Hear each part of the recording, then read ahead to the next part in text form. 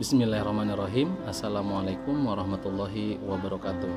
Anak-anak sekalian, bertemu lagi dengan Bapak Budi Setiawan pada Mapel Pendidikan Agama Islam dan Budi Pekerti kelas 12. Pada kesempatan pagi hari ini kita akan membahas tentang fikih pernikahan. Silakan diperhatikan tujuan pembelajaran dari kompetensi dasar fikih pernikahan. Ada 9 tujuan pembelajaran yang akan kita laksanakan. Yang pertama yaitu menjelaskan pernikahan pra-Islam dan kondisi remaja saat ini. Untuk hari ini kita akan fokus kepada poin nomor 1, yaitu kondisi remaja pada zaman now. Pertama, apa yang kalian ketahui tentang fikih nikah? Ya, silakan nanti bisa kalian ketikkan di kolom komentar di bawah ya. Di dalam Quran Surat An-Nahl ayat 72, Allah menjelaskan yang artinya, dan Allah menjadikan bagimu pasangan, suami atau istri dari jenis kamu sendiri, menjadikan anak dan cucu bagimu dari pasanganmu, serta memberimu rizki yang baik-baik. Mengapa mereka beriman kepada yang batil dan mengingkari nikmat Allah? Selanjutnya, kita bisa melihat bagaimana fakta-fakta remaja pada zaman now ya. Silakan diperhatikan pada slide berikutnya. Ini adalah infografik yang Bapak ambil dari datakata.co.id. Di sini menunjukkan bagaimana pernikahan dini melonjak selama pandemi. Permohonan dispensasi menikah melonjak, yaitu perizinan pernikahan untuk di bawah usia menikah sesuai dengan undang-undang yang berlaku. Ini menunjukkan bahwa adanya suatu hal yang terjadi, yaitu bisa jadi masuknya ke dalam perzinahan. Kita bisa lihat bagaimana fakta-fakta perkawinan anak di Indonesia yang sangat mengkhawatirkan. Angka dari tahun ke tahun ini semakin meningkat. Perlu kita ketahui bahwa perkawinan pada anak atau perkawinan muda di Indonesia saat ini bukan atas dasar kesadaran masing-masing untuk segera menikah dan melangsungkan ibadah ya, tetapi di sini lebih kepada pernikahan karena suatu kondisi yang mengharuskan mereka segera menikah.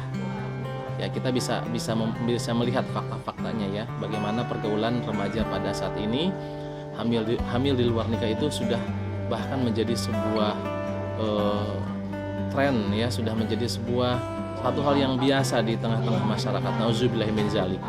Nah, tentu saja ini adalah data-data yang perlu kita antisipasi agar tidak terjadi, terutama di lingkungan kita. Jadi pada dasarnya hal-hal yang terjadi karena terjadi malpraktek cinta ya. Kenapa dikatakan malpraktek cinta? Karena pada dasarnya bahwa cinta itu adalah fitrah yang Allah berikan kepada manusia. Ketika fitrah cinta yang Allah berikan kepada manusia kemudian disalahgunakan, maka yang terjadi adalah malpraktek cinta. Ya, bisa jadi misalkan TTM-an, pacaran, bahkan kepada trisek. Nauzubillahi min zalik. Nah, selanjutnya bagaimana agar kenakalan remaja, pergaulan bebas remaja, kemudian pernikahan dini diakibatkan karena kehamilan yang tidak diinginkan atau kehamilan di luar nikah, maka Islam telah mengatur bagaimana kita harusnya bergaul. Ya, poin yang pertama, bagaimana Islam mengatur pergaulan, yaitu kehidupan laki-laki dan perempuan terpisah, ya. Kemudian, dikecualikan dalam 3 hal. Yang pertama dalam pendidikan, kemudian kesehatan dan muamalah, ya.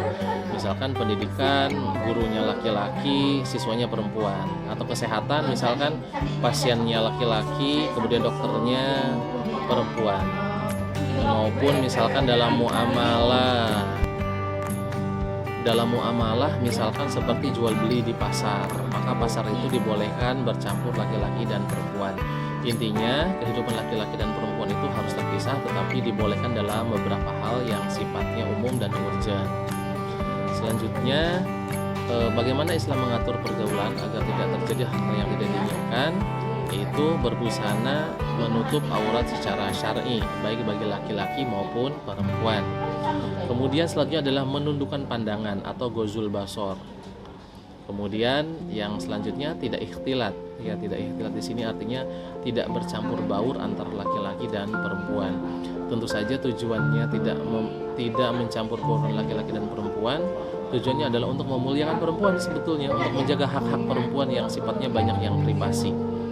Berikutnya yaitu tidak berdua-duaan atau tidak berkholwat, karena barang siapa yang berdua-duaan maka yang ketiganya adalah setan. Nah, lalu bagaimana kita mengekspresikan cinta di jalur yang benar? Nah, yang pertama, jika sudah siap. Nah, jika sudah siap, maka hitbah.